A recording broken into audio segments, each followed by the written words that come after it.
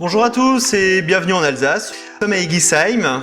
Donc aujourd'hui je vais vous présenter Hubert Hauser, un vigneron totalement à part par rapport au reste de la région.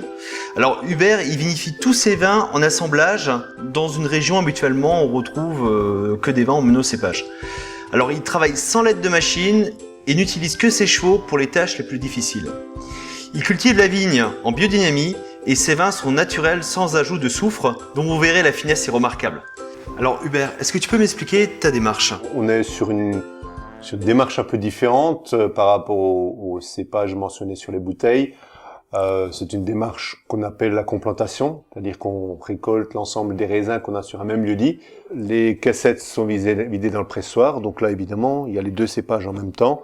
Le jus, dès le départ, c'est du jus de 2 ou de 3 cépages que peut contenir le vin, et ça fermente ensemble. Et donc, en mettant plusieurs cépages, on a une complexité accrue, parce qu'il y a plusieurs cépages, donc beaucoup de molécules aromatiques différentes, aromatiques ou de structure, hein, pas juste aromatiques. Et donc, les fermentations cassent certaines molécules et les refont autrement. Et donc, on a un vin beaucoup plus complexe que si on avait assemblé deux vins finis. Alors aujourd'hui, on va présenter, on a sélectionné 4 cuvées. Donc au niveau des cuvées, tu as la première qui est donc aussitôt bu. Aussitôt bu à ce nom parce qu'il y a 3 cépages, l'Auxerrois, le Sylvaner et le Tokay, donc le Pinot Gris. Ce qu'ils font, les initiales font aussitôt. Et bu parce que c'est un vin de soif, assez facile à boire, sur la fraîcheur. C'est toujours des vins secs. On a donc la deuxième cuvée, c'est Sungas. Là, on rentre de plein pied dans nos vins de terroir, le sol, les marneaux, gréseux. Et les cépages, là, c'est Riesling et Pinot Gris, qui sont donc récoltés le même jour et pressés ensemble. Un sol qui s'exprime toujours très doucement et qui a donc un potentiel assez long dans le temps. Donc là, je propose le 2011, un vin qui a donc 4 ans, mais qui va s'ouvrir encore beaucoup sur les prochaines années. Au niveau de la garde, ce qui fait qu'un vin ne se garde pas d'une manière générale, c'est le fait que la matière première n'est pas assez conséquente. Donc les rendements élevés apportent une certaine dilution dans les raisins, donc cette matière première est plus faible et donc c'est des vins qui se gardent moins. Troisième cuvée. Troisième, Altengarten.